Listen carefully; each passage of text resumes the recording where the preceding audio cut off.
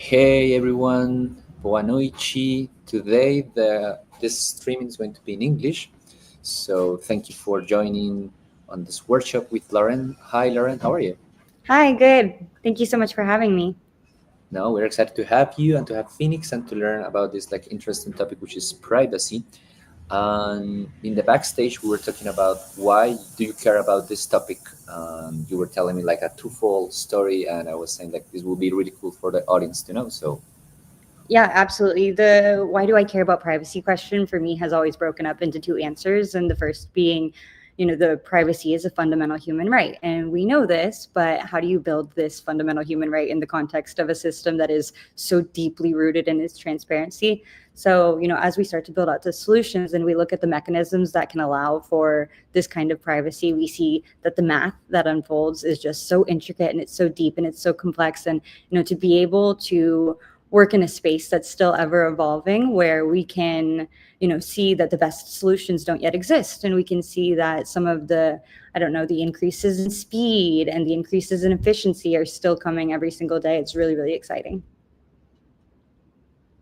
amazing. And can you tell us about your job within Phoenix? What does a DevRel does, and how are you involved in the project? Yeah, absolutely. So I lead developer experience at Phenix. So this means that anything that touches the documentation or the day-to-day experience of a developer building on Phoenix is kind of the thing that I'm focusing on the most. So right now, that comes in terms of just supporting developers day to day with building. We're working on different initiatives like grants and bounties to get them excited about building and incentivized. We are also launching a hooks residency, which is really exciting.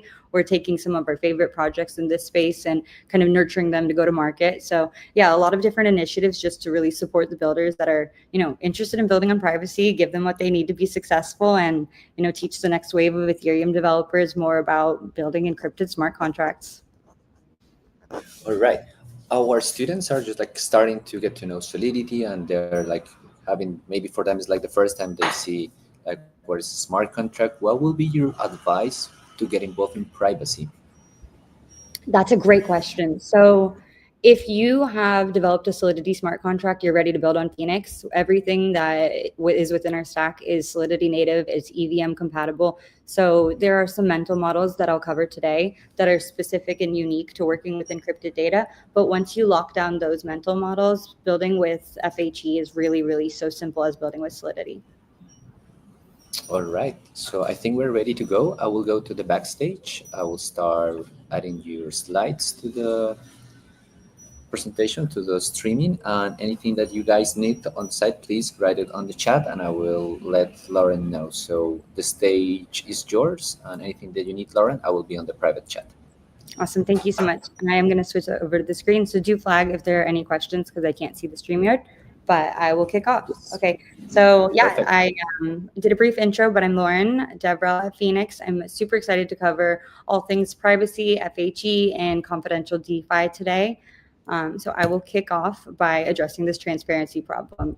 So we know that everything in Ethereum right now is public by default. So this is one of the core pillars of Ethereum, and it's kind of one of the things that we hold closest to ourselves. But there are certain instances where this can cause more harm than good. And so if we see all Ethereum state being fully transparent in this way, public balances, votes, bids, preferences, and even behaviors are all leaked and totally visible to anybody who cares and wishes to see it. Sensitive data like strategies, when we start to think about DeFi, invite MEV exploitation. And this has become a little bit of like the invisible tax around building in crypto that we've just come to accept. With privacy solutions and with encryption technology, this is not a tax that we have to accept. We can build around it.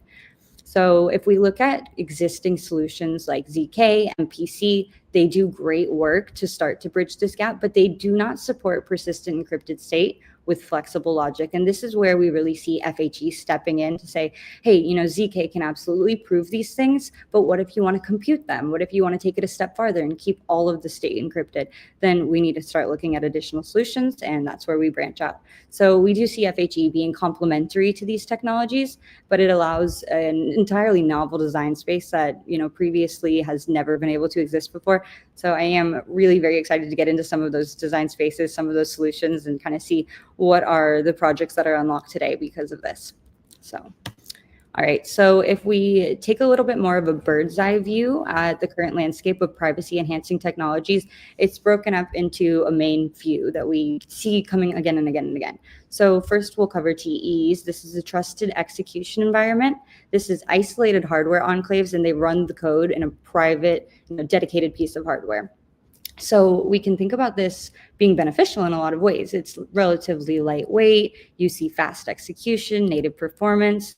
It's really good for general compatibility and just overall general purpose computation. But when we think about the limitations of working with hardware, well, anybody who's owned a computer or an iPhone or a piece of hardware before knows that they are relatively fragile. They break, they can be tampered with kind of easily. And so if you're, relying on just a piece of hardware for full privacy, this can kind of branch into a bunch of other issues that you would not have if you were securing the same set of data with math or cryptographic primitives. So that's where we can branch out into MPC. This is a distributed computation across multiple parties. So because there are multiple parties handling the computation, the individual input is never fully reconstructed or revealed to the network or anything else for that matter. This is beneficial because there's no trusted hardware needed. It's very flexible input. You can preserve the input secrecy among all of these parties, which is hugely beneficial. And the limitations with this kind of are as expected as well. It's high coordination, making sure that these parties are playing nicely, that there's no collusion, making sure that the scalability is intact. And then as the number of participants grows, the latency grows right there along with it. Now, the one that we are all very, very familiar with is ZK proofs. This will allow the parties to actually prove the statement. It doesn't reveal any underlying data. So we're saying, yes, this set of data exists. Yes, it is matching a certain criteria. And there is a proof of that without actually revealing what the data is. And this is really great for privacy because of the fact that you're able to, keep that piece of data from being revealed in the first place. But what happens when you want to compute on the data? So we look at some of the limitations there. It's that, or, working with more complex logic. And sometimes it can be a little bit expensive for setup and proof generation. And then lastly, as you guys already know, going into this talk, I'm a bit biased here, but we come to fully homomorphic encryption. This is the ability to compute on encrypted data. Oops, sorry, my phone is ringing. The ability to to compute on encrypted data without the need to decrypt it first. So this is huge because if you are running these computations without first decrypting the data, that means that it's not going to be visible, not to the nodes, not to any trusted party. There's no setup needed. Where was I going with that? Yeah, so FHE it's a mechanism that's going to allow us to run the operations without the setup, the overhead, the complexity, and it's really a more end-to-end form of privacy. And this is also hugely beneficial when we're thinking about that complex logic. So I will dive into the nitty gritty on that, but that's just a quick overview of the privacy space and what we're working with in each of the offerings that are existing in the Ethereum ecosystem to date. All right, so a bit of a deeper dive on FHE. We can break down the word fully homomorphic encryption quite easily by looking at the Latin roots. So if you start with the word homo, the Latin root means same, and morph means to change. So what we're really looking at is an encryption mechanism that changes the plain text or the original text, let's say in this case a number 5, into ciphertext that's structurally the same. So you have the number 5, the ciphertext is going to be a jumble of letters, but with a very mathematically similar structure so that those operations can continue to take place without needing to actually know that the number 5 was the input there. So as I said already here before, this is allowing the computation to be done while remaining fully encrypted so that data is actually hidden during transit and processing, and we can have a encrypted state. Okay, so there are a handful of FHE misconceptions that are still circulating. So hopefully by the end of this presentation, I'll be able to debunk a good bit of these. But we, very frequently hear FHE is too slow. It's too hard to implement. It's way too expensive. Or why would you need to use it if you could just use ZK? So as we go through, hopefully a few of those will become more clear. We'll start to see the rationale. We'll start to see that there have been some, super amazing progressions made in terms of hardware acceleration, cryptographic mechanisms, and just general research that has made FHE feasible in a way that we have not seen it ever. So, okay, so before we get into all of that, why should we even care? Why does private smart contract logic even matter? So first of all, regulatory compliance. This is a very hot topic right now, and being able to prove something or being able to compute something is one thing, but being able to super granularly say, I am allowing access to this individual or to this specific contract, it's giving a certain element of flexibility that most cryptographic mechanisms to date have not had. And that's why it's been an extra tricky subject, trying to balance privacy and compliance. If you guys are interested in that subject, my ETHLA AM talk will be all about that. So make sure to tune in for that one.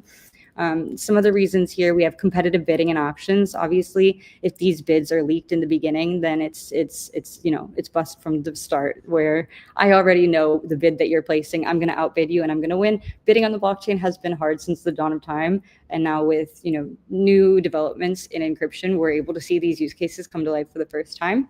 MEV mitigation, this is huge. So if you hide the transaction intent, you encrypt the actual details of the trade until execution has occurred, you can fully prevent these MEV or like sandwich-based attacks. On-chain machine learning inference that keeps proprietary models and user data private. This is a really exciting one right now to think about, the impact of encrypting data for AI, because, as we know, everything that we are feeding these AI models is currently public. We don't know how the models are trained. We don't know what's happening with the data. And if there was a mechanism to encrypt the data in a way that it could still be calculated on and still be used in the long run, we would have some semblance of confidence around using these models in a way that we just don't have right now. And then lastly, confidential payments. It's my favorite question to ask people. Would you just open up your wallet and show me every transaction you've ever made? Do you want to just open up your MetaMask and show me your entire balance and all of your transactions and everything that you've ever done in there? Probably not super excited to do such a thing. But it's just public there anyways. So it's an interesting thought experiment to say, if you wouldn't want to show me yourself, why are you comfortable with it existing that way? But yeah, I think, we are barreling toward a future now where the privacy conversation is growing traction, and we're all kind of starting to wrap our heads around the fact that if crypto is going to gain institutional adoption, we're going to need confidential payments to take place in a not only easy but seamless capacity. Okay. I just jumped into the stage because I was curious, and also to shield your talk. You were saying you were going to be talking about on the competitive bidding and auctions on ETH Can you give compliance us and regulation? Okay. Can you give the abstract of the talk so to get people excited? Yeah, absolutely. So this talk is still in the works, but the high level is going to be how FHE can be used for compliance and regulatory reasons. So this is, obviously a very long conversation right now, and there's a lot of moving pieces and laws and things that take place here. But with the access control that I had mentioned before, you can permit certain view rights to, say, I don't know, like an auditor or regulatory people, and then with that, they'll be able to go in and, verify that the data is true without actually, being able to modify the contract or see too much of the data. There's a number of ways that we can use FHE to make sure that compliance is intact without adding a sort of a backdoor. And so the talk is just going to explore, if we were to do a thought experiment of what that would look like in the long run, how would we start? What are some of the challenges in building for compliance? Where are the blurry gray lines around, avoiding those backdoors precisely? And what are the use cases? I mean, something like the Telegram backdoors and this kind of messaging, in what type of products do you see this to be used?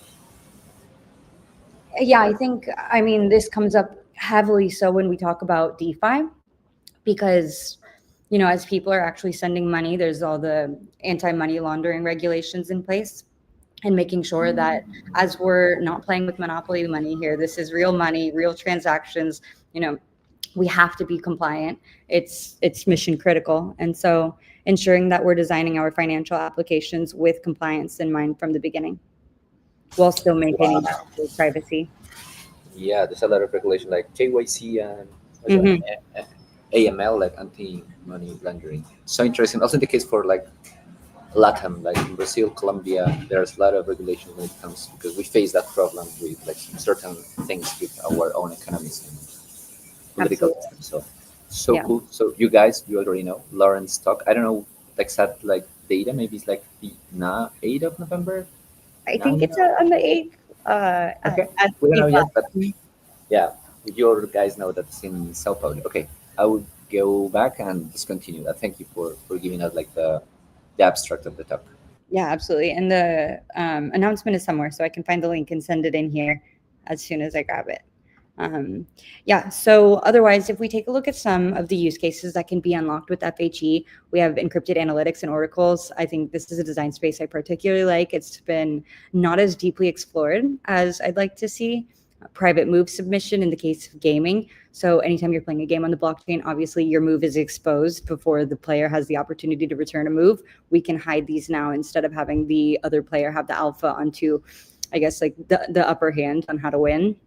Dark pool dexes, confidential identity, and like I had mentioned before, private AI agents. So these are just a very high level look at some different use cases we are excited about with FHE. Okay, so now all of that being really exciting and cool, how do you get started? How does this work in real life? Introducing Kofi. Kofi is our fully homomorphic encryption coprocessor. That is a lot of words to say we'll handle the FHE operations off chain, and you guys can reap the benefits of having the encrypted smart contract. So if we look at this from three different angles and the three different benefits of using something like this, we have the EVM agnostic confidential compute. This means that you can literally use this with the EVM network of your choice, and it is fully Solidity native. So, if you're familiar already using Hardhat, using Foundry, whatever it is that, you have already been equipped to use, it's basically one-to-one. And so the learning curve here is not too high. We have the off-chain design for scalability. So by handling all of this off-chain, and I know, briefly mentioned before, FHE operations are notoriously heavy. That's why doing them off-chain, we use symbolic execution and we reference a pointer exclusively instead of the entire heavy ciphertext. And so this is huge and paramount for speed and scalability. Where once, and if we were doing these FHE operations on the chain itself, it would be ridiculously slow. It would be almost prohibitive. But because we've worked a system where this doesn't have to be done, by the user or in the contract, it's almost, I mean, exactly identical speed to the transaction that you'd be running on Base or Arbitrum. It's, speed cost wise, all very, very similar. And then lastly, the access control that I had mentioned before. So this ACL, the granular access control, it allows the handling around who or which contracts have access to certain encrypted data. So you can get very, very specific here, and having that kind of flexibility is just huge for making sure, yeah, like we said, regulatory things are intact, or, just making sure that access is already something situated and it's predefined. All right, so if we look at a high level of building with Kofi, it goes as follows. First, the Solidity contract emits a task, and then the off-chain compute is going to happen with the coprocessor. The encrypted result is I guess generated, and then you can optionally decrypt it with our MPC protocol. It's threshold decryption network. So this is just like the most high-level look at how the developer flow is going. You write the contract, the computation happens, you have access to the result, and then when you choose to decrypt it, that's done very securely through our threshold network. All right, so Kofi is more than just a coprocessor. It is more than, just our computation engine running the FHE operations. We have the Solidity library that's, the one-to-one drop-in that you say, this is what's allowing us to do FHE.add. This is what's allowing us to use encrypted integers. And then we have the client side where the encryption actually happens. So Kofi.js is just a JavaScript library. This allows you to build the front end of the applications where you're going to do the encryption, where you're going to handle the different encrypted variables and actually interact with that encrypted data. We have a suite of mock contracts for testing. And then lastly, the custom threshold decryption network, which we're very excited about. I'm going to get into detail into that in a little bit, but this is just the overview of looking at all of the puzzle pieces of actually building with FHE with Phenix. All right, so let's look at some code. getting started with Kofi, first we're going to initiate a contract. So like I mentioned, we have the FHE library. So in the beginning of any smart contract built with Kofi, we're going to import that library very simply, and then we're going to call the FHE operations. So in this example here, we're doing an add. So you have the in EUINT and the call data in EUINT B, so A and B, and then we are going to have an encrypted EUINT 32 that is the result of encrypted A and encrypted B. Okay, so just like a super quick example of what this looks like in practice. And then in any smart contract using Kofi, we're going to have to define this access. So the ACL and the access control is more than just like a fun feature. It is actually crucial. If you do not determine FHE.allow this, it will fail. There will be issues. It will be buggy. So devs, please make sure to always call FHE.allow this for anything that you're working with. So that is like the most basic high level view of how are we going to start off with this contract. And then we look at what does the client side look like. So similar process, we're going to import this library from Kofi.js, and then we'll initialize Kofi.js encryptable from Kofi.js node. And then we see here initializing Kofi.js with ether signer and provider. And that just looks like the following. All right, so encrypting data. This is probably the most fun part. But yeah, so here is the code that we had just looked at previously, but a little bit consolidated. So Kofi allows users to encrypt their inputs off-chain using the global chain key. This preserves the privacy before it hits the smart contract. So if you were to go in and say, it would work, but in the contract itself, you could encrypt, and then hard code the number 5. And that would be great and it would work. But then what would happen is that you would see that it's a number 5 being encrypted and there is absolutely no reason to encrypt it in the first place. So that's why we always make sure to say encryption happens on the client side because it's happening on, right here. And then you're bringing that input into the contract so it's never, ever visible.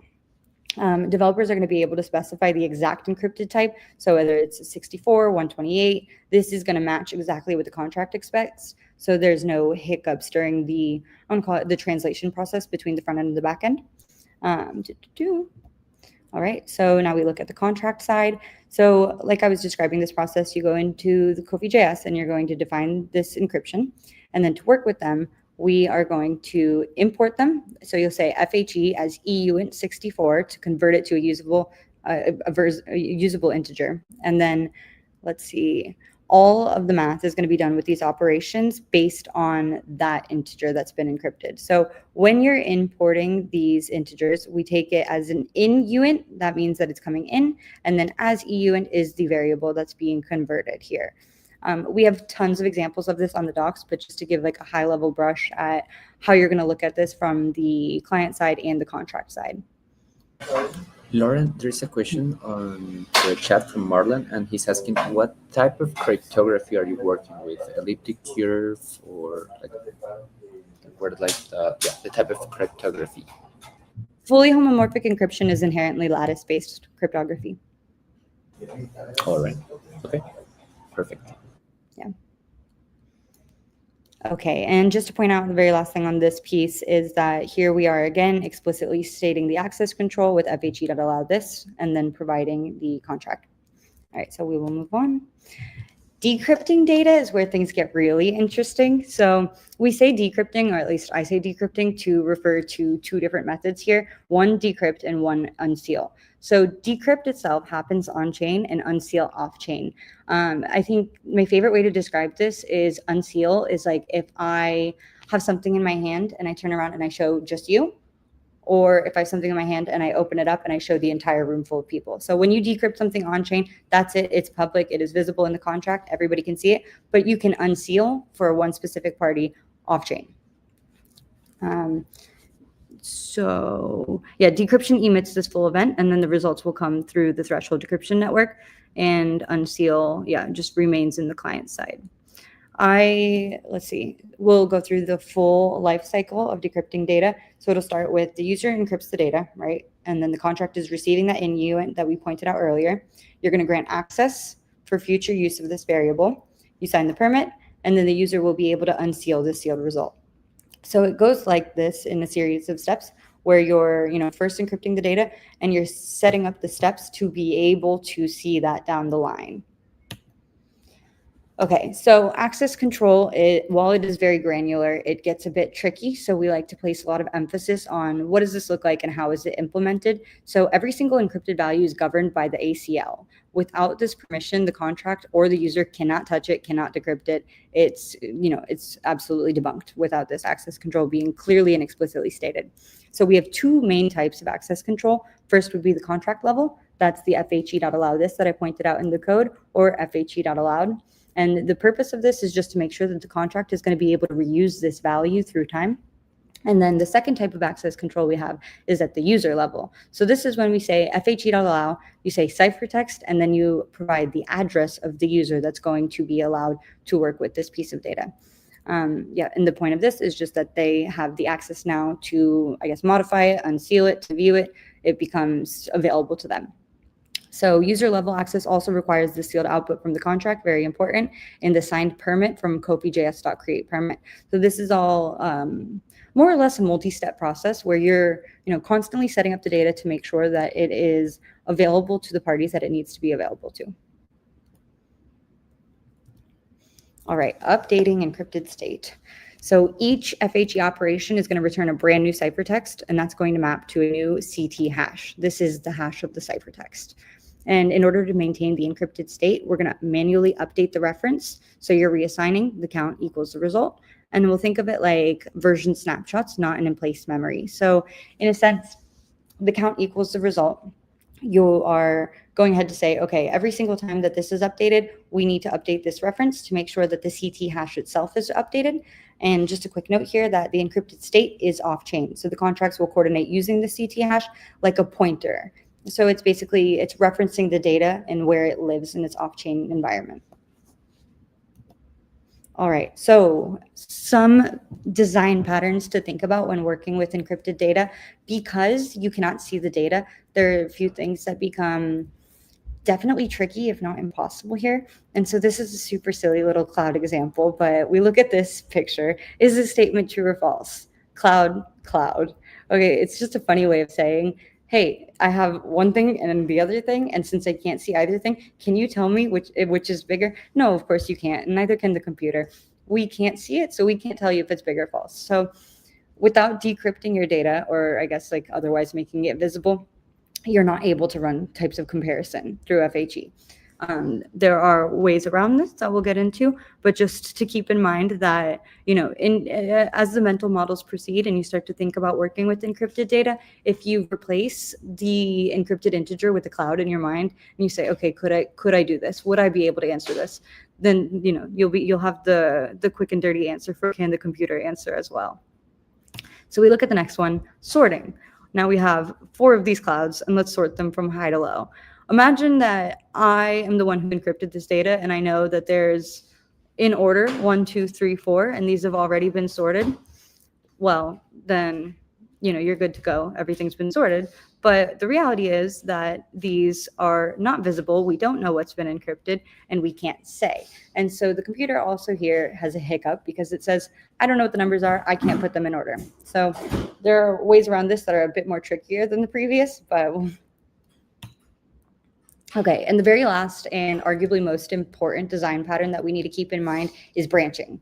So if you think about like the first one with comparison, right? When you look at if-else logic, if you're trying to run this loop, the system is going to have to evaluate all of the branches to be able to avoid leaking the outcome of the branch. So the safest route toward doing any type of branching logic with FHE is to evaluate both of the branches as equal and then privately select the one that needs to be selected using FHE.select.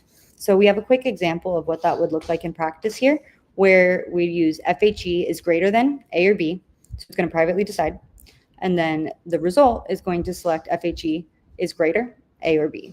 So yeah, both paths are being analyzed equally, and then it's providing you back the result that in a secure manner. So this is I guess like the few of the mental models that are just a little bit tricky to get started working with, but once you get the hang of it and once you start to implement, FHE.select or different design patterns to be mindful of not leaking data, it becomes second nature.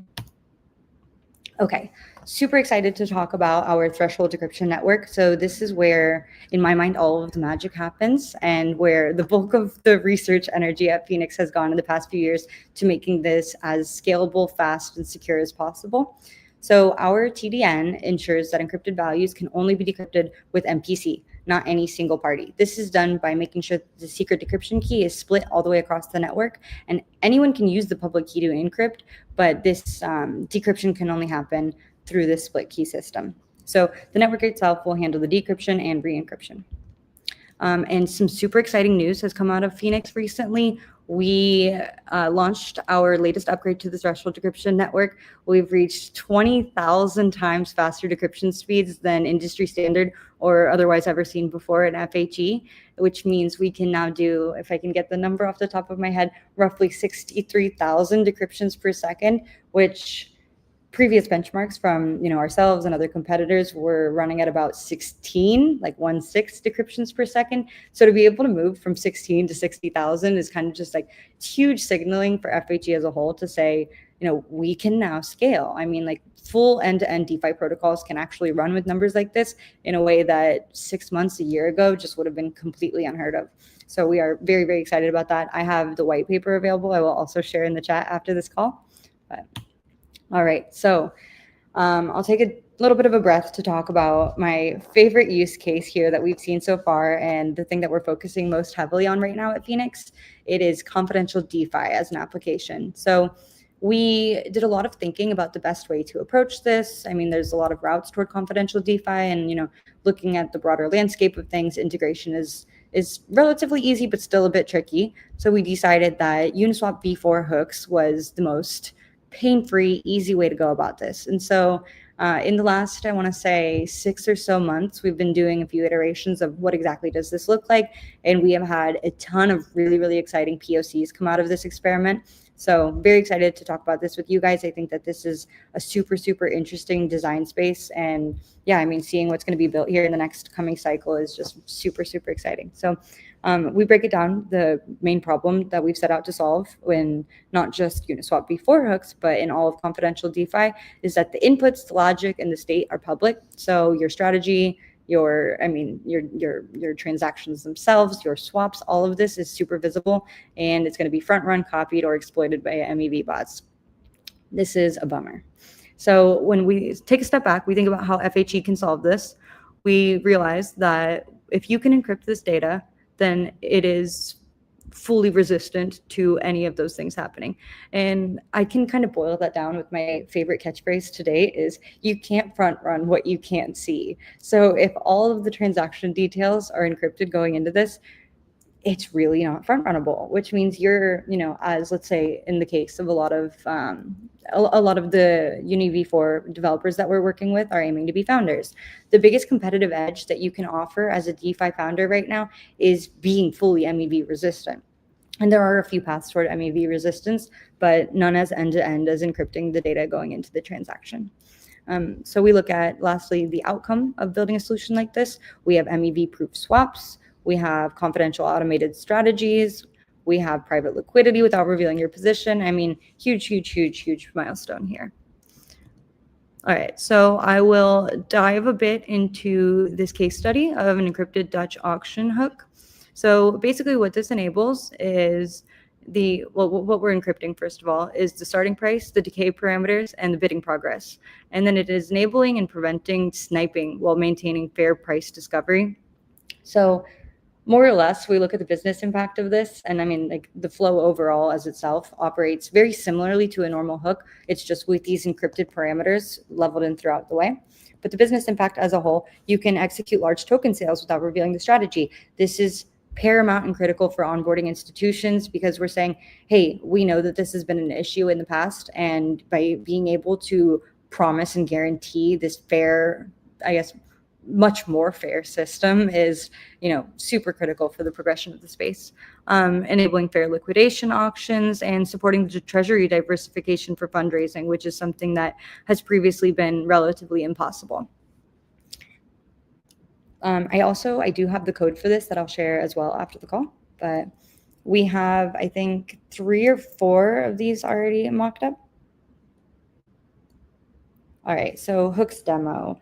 Let me see where we're at with time. Okay, so I'll super quickly run through the code editor. I'm not gonna build this end to end right now for the sake of the workshop, but I will show just like a really brief contract and the the framework that we've put together. So this is the high level, and this is also a tutorial that I will link as well. But the high level of this is that the user is going to add the liquidity to the pool manager with the before add liquidity hook. Then it's going to track the encrypted delta. The accumulator is plus or minus the encrypted amount. Will allow the new accumulator access, and then it'll return to the pool manager. Down the line, the owner is going to request decryption. We'll wait, retrieve the results. But that's kind of the overall architecture of how a private liquidity tracker would work in the context of a Uni v4 hook. So yeah, let me pop over to the code really quick. And I'll just do a super high level on that, and then we can take some questions. So give me a second. Let me reshare this other screen.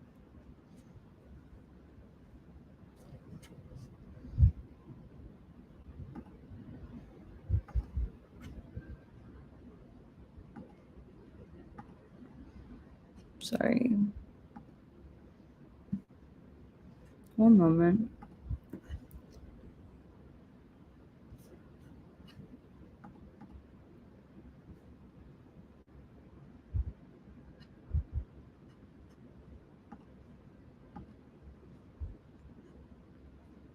Is this coming through okay? Can you guys see it?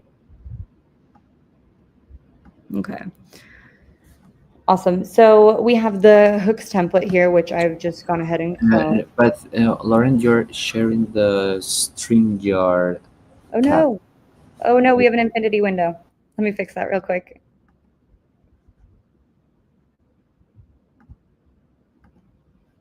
Thank you for flagging.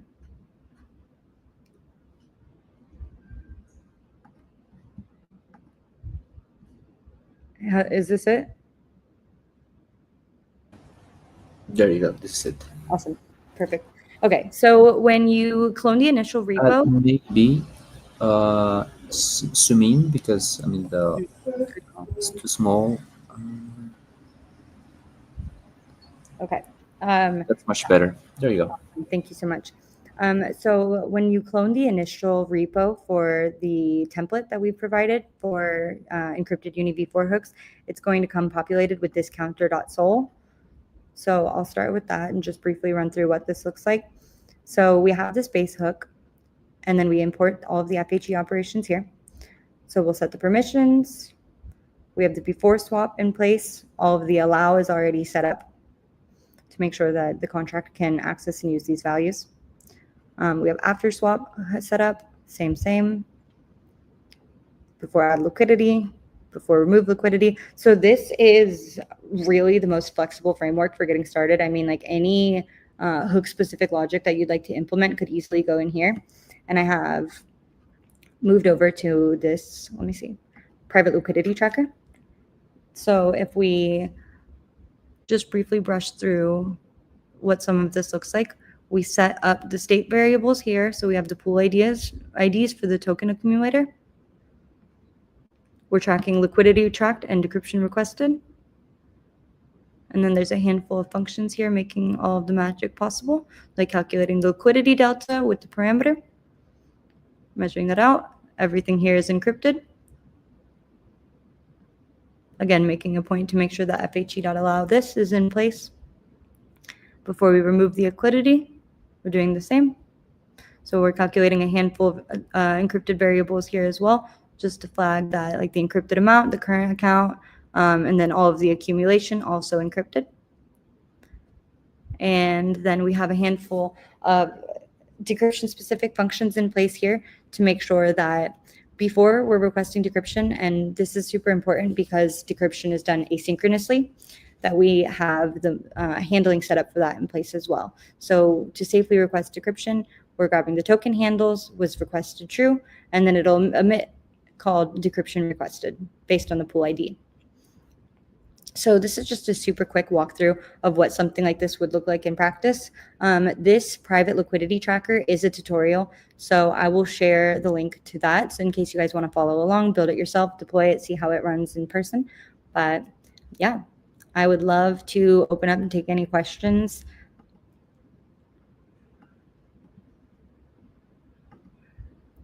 So I'm going to get rid of that infinity screen.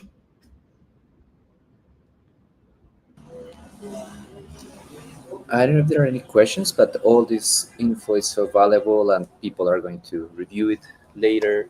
Maybe what I'm curious about is like what type of projects would you suggest for people to start testing, like to do some apps in order to get ready for the hackathon? Because I know Phoenix is also sponsoring the hackathon.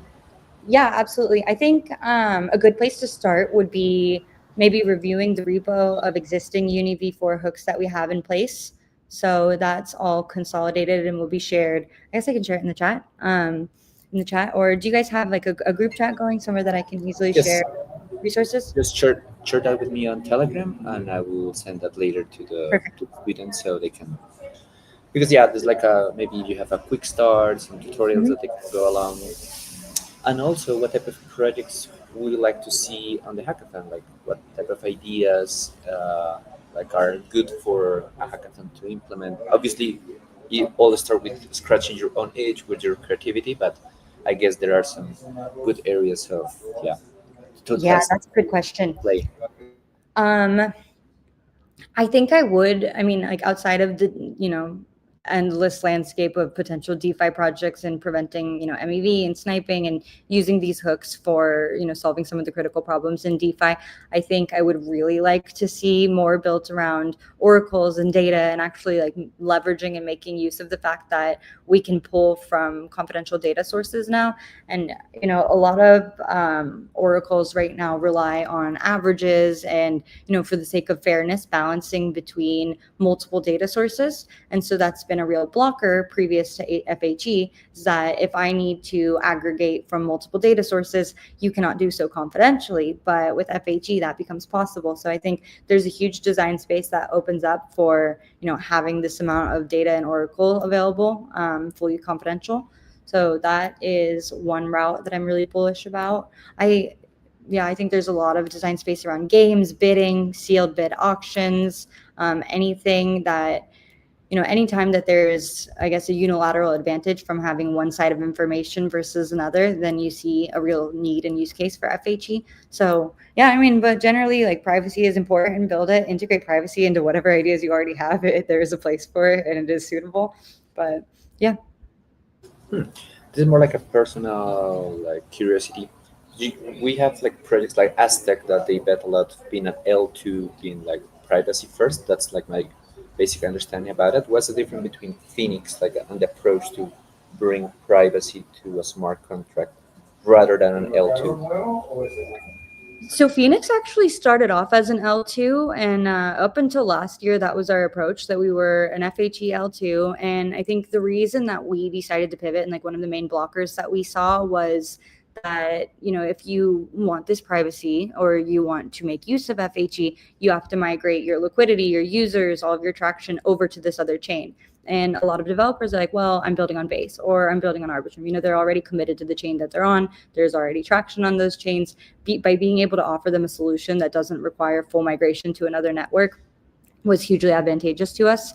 And again, like the benefit of not having to learn a new language, not having to learn an entirely new stack, that's huge. But yeah, I mean, I think all privacy preserving routes are good for the greater good, but some are easier than others to get started with.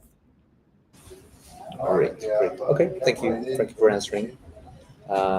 Actually, yeah, one of the Ethereum Argentina, there was a really good talk about like the culture behind the different L2s, and I remember this, like the Aztec guy, like explaining like the pros and cons of having their own approach. Like you have to learn a new language that makes things easier. But I love Phoenix to be Solidity native and first, so they can anyone can start doing it. So thank you for all the effort you guys are doing for protecting the Absolutely. space and making this a reality.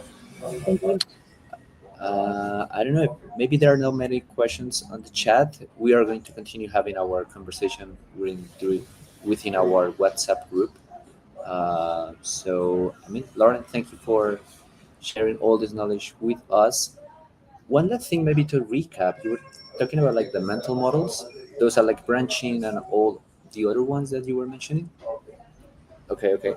What if you well if you can resume them in a couple of sentences?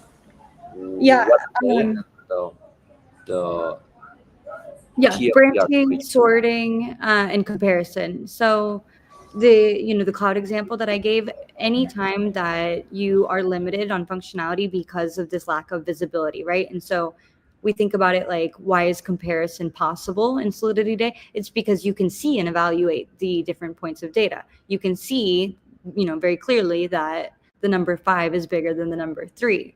But in the case of working with encrypted data, you cannot tell that encrypted integer A is bigger than encrypted integer B just directly that easily. And so I think, by shifting the mindset just a little bit to, okay, this is encrypted. And so in knowing that this piece of data is not visible to the computation itself, how do I need to modify this logic?